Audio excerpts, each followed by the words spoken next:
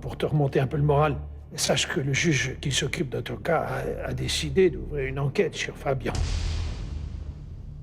Je ne sais pas comment ni qui lui a fait parvenir une copie des transactions effectuées par Fabian.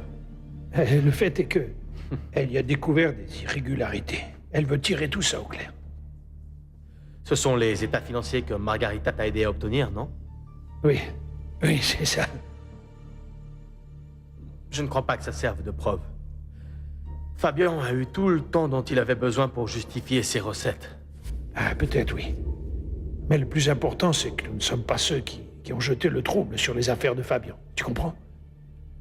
Ce qui signifie que la juge ne pourra pas te remettre ça sur le dos. Et qu'elle étudiera à la loupe la procédure de ce cas. Fais-lui parvenir toutes les preuves. Qu'elle se rende enfin compte de mon innocence. Il y a autre chose. Que faisons-nous avec Constanza? Qu'est-ce qu'on va faire de quoi? La plainte qu'elle a portée contre toi pour homicide contre Bérénice est de toute évidence un faux témoignage. Tu peux contre-attaquer. Et à quoi ça me servirait? Ne crois pas que l'idée de la voir derrière des barreaux ne me déplaît pas. C'est tout ce qu'elle mérite, celle-là. Non. Mais ce dont j'ai envie, c'est de sortir d'ici. Bonjour. Qu'est-ce qu'il y a? Quoi? Calme-toi, Diego, calme-toi. Paloma est sur le vol. Dans ce cas, pourquoi tu viens ici? Assieds-toi, s'il te plaît. Voilà, Diego. Je suis venu te dire que je ne veux plus rester silencieux. Je vais dire à Paloma ce qui est en train de se passer.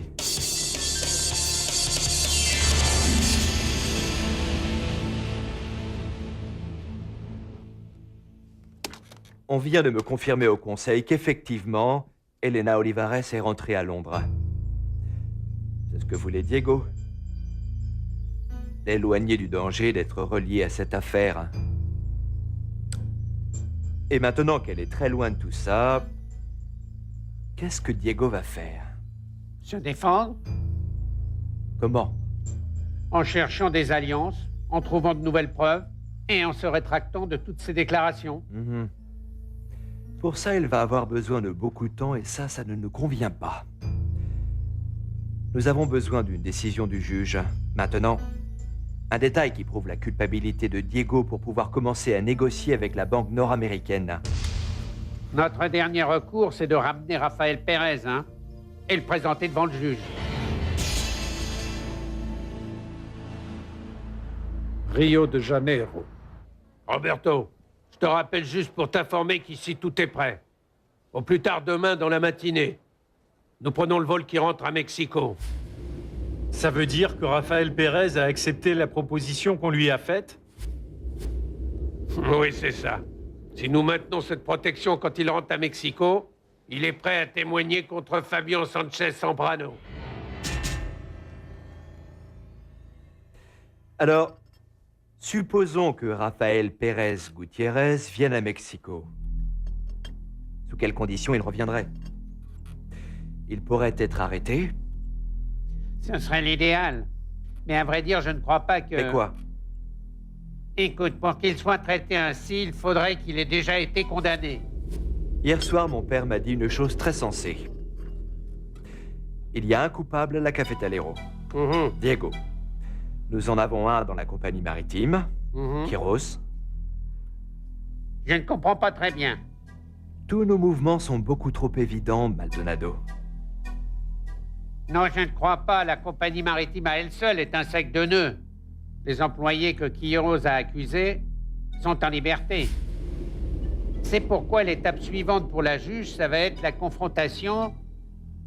Tu sais ce que ça signifie. Imagine-toi Diego face à Bernardo, face à Quiros. Je me l'imagine, mais face à moi. Tu serais prêt à le faire? La seule confrontation qui aura lieu, ce sera moi face à Diego. Et c'est tout.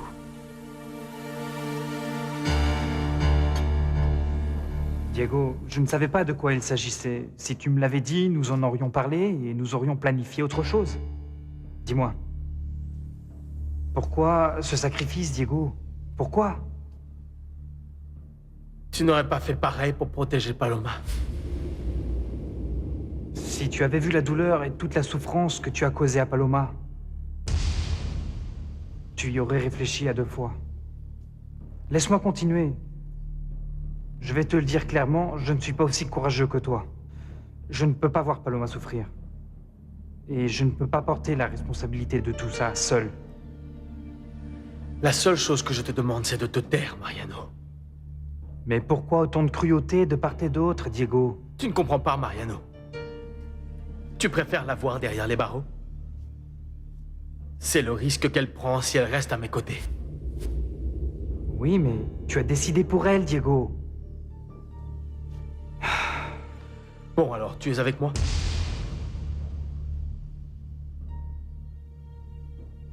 Non.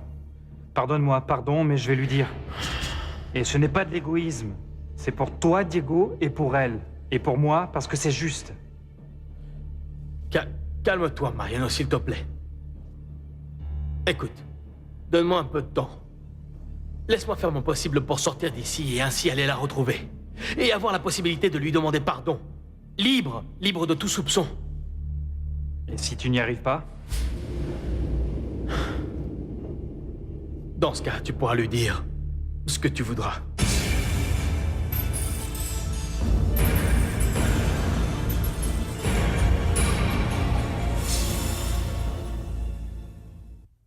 Je ne comprends pas ce que vous êtes en train de faire, maître. On vient de prévenir Kiros qu'il avait une nouvelle audience, qu'on allait l'interroger de nouveau et vous n'étiez pas au courant? Je n'ai pas reçu de notification officielle. Écoutez, pour obtenir une audience, le juge doit convoquer toutes les parties impliquées. C'est ça la procédure. Vous devez comprendre que Monsieur Kiros a besoin que vous l'assistiez, que vous travaillez pour lui, que vous l'entraîniez pour l'interrogatoire, bon Mais sang. bien sûr, bien sûr. Laissez-moi simplement me mettre en contact avec votre Avec qui? frère, monsieur. Avec qui? Avec Fabien? Pourquoi devoir prendre contact avec lui? Ne me dites pas qu'il vous donne des instructions pour défendre Kiros. Non, non, bien entendu que non. Mais Mais rien du tout. Vous savez quoi? Oubliez cette défense. Je n'ai pas besoin de vous.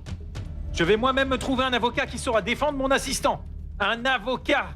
Pas un sous-fifre qui attend ses instructions pour travailler. Allez, sortez d'ici, allez, sortez. Dehors!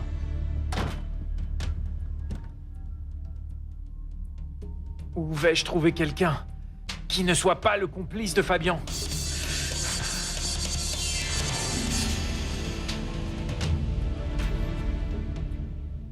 Ça va être difficile. Sinon impossible de faire sortir Emmanuel Kiros de prison.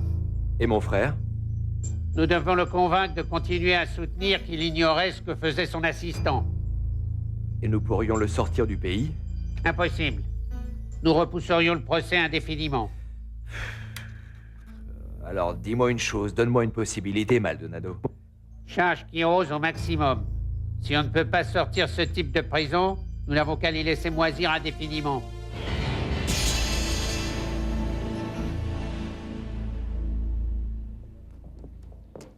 Et tu en penses quoi? Qu'est-ce que vous faites ici? Je te parle, Angela. Qu'est-ce que vous faites ici? Regarde-moi ça. Comment tu peux être aussi hypocrite? Qui est-ce qui va pouvoir avaler que tu t'inquiètes pour grand-mère? Qui? Je me fiche de savoir ce que toi et ton copain vous croyez. Je me fiche aussi de l'opinion de ton délinquant de frère. Maintenant, si ça te dérange que je vienne, je ne reviens plus et c'est fini. C'est une Arrête affaire ça. réglée.